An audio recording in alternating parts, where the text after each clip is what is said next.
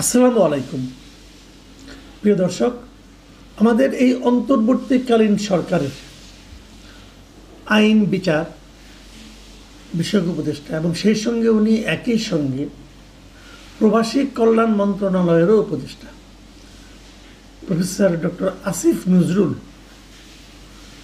ওনার একটা স্ট্যাটাস দিয়ে বিশেষ করে আমাদের যারা সাংবাদিক আছেন সাংবাদিকদের মধ্যে বেশ আলোচনা হচ্ছে এবং সেই আলোচনার ঢেউ একটু হলেও আমাকেও ধাক্কা দিয়েছে। তো এই বিষয়টা আমি আসলে ওনার স্ট্যাটাসটা প্রথমে দেখিনি। আজ সকালে আরেকজন সাংবাদিক এবং যার লেখার আমি বিশেষ ভক্ত মিস্টার হাসান শান্তনু, উনি ওনার ফেসবুক পেজে স্ট্যাটাসে লিখেছেন যে আমি ওখান থেকে প্রথম দুটো লাইন আপনাদের পড়ে শোনাই। উনি লিখেছেন, অন্তর্বর্তী সরকারের উপদেষ্টা হতে আইন উপদেষ্টা আসিফ নজরুলের কাছে তদবির করেছেন অন্তত 5 থেকে 6 জন সাংবাদিক। এই তালিকায় আছেন টিভি চ্যানেলের টকশো অনুষ্ঠানের অতিথিও। তারপর হাসান শান্তনু সাহেব প্রশ্ন করেছেন যে তারা কারা, এবং ওনার দ্বিতীয় প্রশ্ন, আসিফ নজরুল কি সত্য কথা বলেছেন, এবং ওনার তৃতীয় প্রশ্ন, নাকি তিনি এই বক্তব্যের মাধ্যমে ডেইলি স্টারের সম্পাদক মাহফুজ আনামের লেখা এক কলামের কথিত জবাব দিয়েছেন।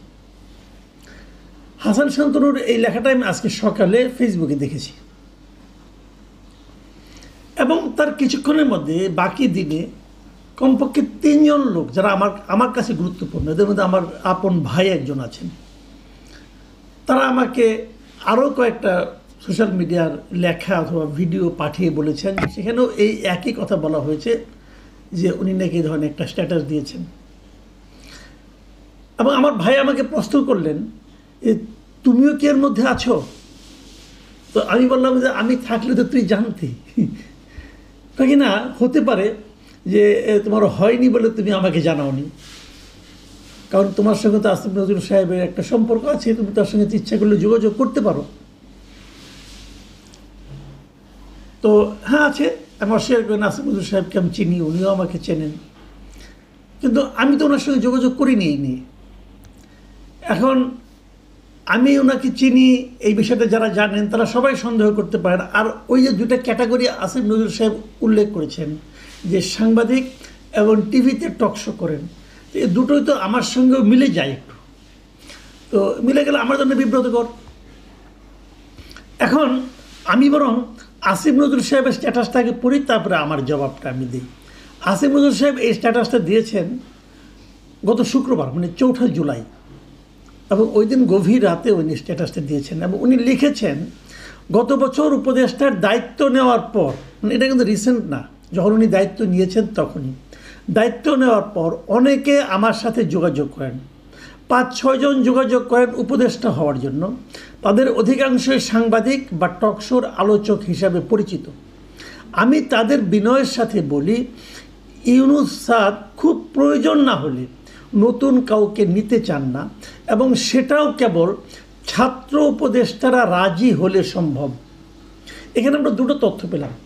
1 নম্বর তথ্য হলো যে ওনার কাছে 5-6 জন সাংবাদিক, সিনিয়র সাংবাদিক, যেহেতু উপদেষ্টা হতে যাচ্ছেন নিশ্চয়ই সিনিয়র হবেন, এবং যারা টকশো করেন এমন 5-6 জন ওনার সঙ্গে যোগাযোগ করেছেন উপদেষ্টা হতে চেয়ে তদবির করার জন্য। আর দ্বিতীয় একটা তথ্য পেলাম যে ছাত্র উপদেষ্টাদেরকে রাজি না করিয়ে কোনো উপদেষ্টা নিয়োগ করা সম্ভব হয়নি। সেই সময় পর্যন্ত ছাত্র উপদেষ্টা কারা ছিলেন? মাহফুজ আলম ছিলেন, নাহিদ ইসলাম ছিলেন এবং আসিফ মাহমুদ সজীব ভুঁইয়া ছিলেন। তাহলে বোঝা গেল যারা উপদেষ্টা হয়েছেন তারা এই 3 জনের অনুমোদন ক্রমে হয়েছেন। এটা আমাদের জাতির জন্য অবশ্যই একটা নতুন ধরনের খবর। ঠিক আছে, সেটা নিয়ে আলোচনা না হয় আরেকদিন করা যাবে। এখন আমি আসিফ নজরুল সম্পর্কে ওনার স্ট্যাটাসের আরও একটু পার্ট পড়ি। তো উনি বললেন যে তারপর কাউকে যারা ওনাকে তদবির করেছেন তাদেরকে নেওয়া হয় নাই। তারপরে খুব অভিজ্ঞ দক্ষ পেশাজীবী যেমন ওয়াহিদুদ্দিন মাহমুদ স্যার, ফয়জুল কবির খান, ওনাদেরকে নেওয়া হয়েছে, এবং আরও পরে 3 জনকে নেওয়া হয়েছে, যেমন আবরার হোসেন, আবরার ভাই, আকিজ, বশির ভাই ও ফারুক এদেরকে অন্তর্ভুক্ত করা হয়েছে। এরা নাকি তিনজনই অত্যন্ত করিতকর্মা মানুষ, মানে আসিফ নজরুল সাহেবের ভাষায় এগুলো উনি নিয়োগ করেছেন। এবং তারপর স্যার সিদ্ধান্ত নেন যে কোনো অবস্থাতে আর নতুন কাউকে নিয়োগ করা হবে না। এটা ওনার স্যার মানে ডক্টর ইউনূস সাহেব সিদ্ধান্ত নিয়েছেন, খুব ভালো। তারপর আসিফ নজরুল সাহেব লিখেছেন, যাই হোক, উপদেষ্টা হতে আগ্রহীদের কেউ কেউ মন খারাপ করেন। ফেসবুকেও নানা সময় প্রশ্ন তোলা হয় উপদেষ্টারা নিয়োগ পেয়েছে কিসের যোগ্যতায়, জুলাই অভ্যুত্থানে তারা কোথায় ছিল। যে এই যে কথাটা বললেন এটা কিন্তু আমার সঙ্গে মিলে যায়। মানে আমি কিন্তু উপদেষ্টাদের যোগ্যতা নিয়ে অনেক প্রশ্ন করেছি, আমি শুরুর থেকেই প্রশ্ন করে আসছি। এবং আমি এই প্রশ্নটাও করেছি যে এরা জুলাই অভ্যুত্থানের সময় আসলে কোথায় ছিল, এই জুলাই অভ্যুত্থানে অথবা এই গণ আন্দোলনে এদের কী ভূমিকা ছিল। এই প্রশ্নটা যারা যারা করেছেন তাদের মধ্যে আমার মনে হয় যে 2-3 জনের মধ্যে আমি আছি।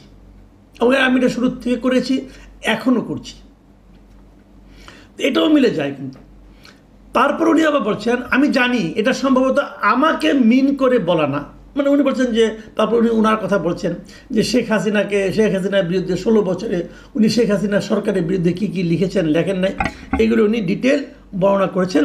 এবং বর্ণনা করে উনি বলেছেন যে এই থেকে মনে হয় যেটা আমাকে মিন করে বলা হয় না, কিন্তু অন্যদেরকে মিন করে বলা হয়েছে। আমি ওনার পুরো স্ট্যাটাসটাই পরে পড়েছি, আমার কাছে ছিল না। হাসান সন্তুররা আমার স্ক্রিনশট পাঠিয়েছেন, ওনার কাছ থেকে নিয়ে পড়েছি। এবং উনি অনেক কাহিনী বলেছেন, ওনার বড় স্ট্যাটাস, উনি কি মিস করছেন, ওনার সেই ফুরা রোডের বাসাটা মিস করছেন, সকালবেলা ঘুমানো মিস করছেন, এটসেট্রা এটসেট্রা, অনেক কথা কাহিনী এগুলো।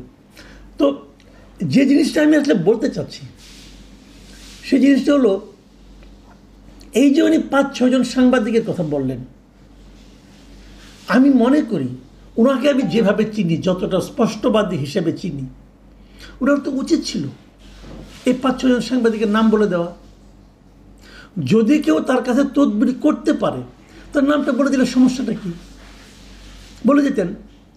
বলে না দেওয়াতে কি হয়েছে, বলে না দেওয়াতে যেটা হয়েছে যে ওই 5-6 জন বেঁচে গেছেন কি বিব্রত হননি, নাকি ওনাদেরকে বিব্রত হাত থেকে রক্ষা করেছেন উনি, তা জানি না।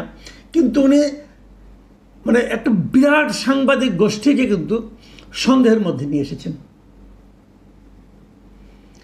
যে যারা এখন টকশো করেন, যারা এখন সাংবাদিক হিসেবে তাদের একটা পরিচিতি আছে দীর্ঘদিনের, তারা সবাই কিন্তু এই ওনার তৈরি করা এই সন্দেহের মধ্যে ঢুকে গেলেন।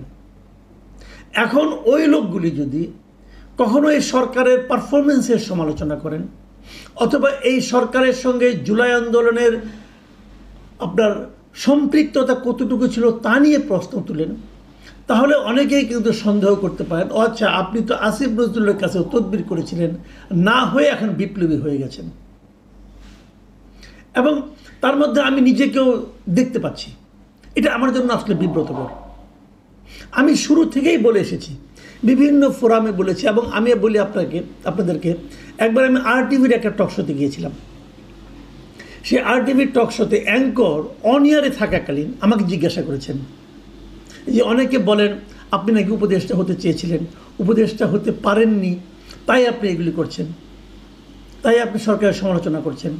এবং ওটার জবাব দেওয়ার পরে উনি আমাকে একটা সাপ্লিমেন্টারি কোশ্চেন করলেন যে আপনাকে যদি কোনো সরকারের দায়িত্ব দেওয়া হয় তাহলে আপনি নেবেন কি না।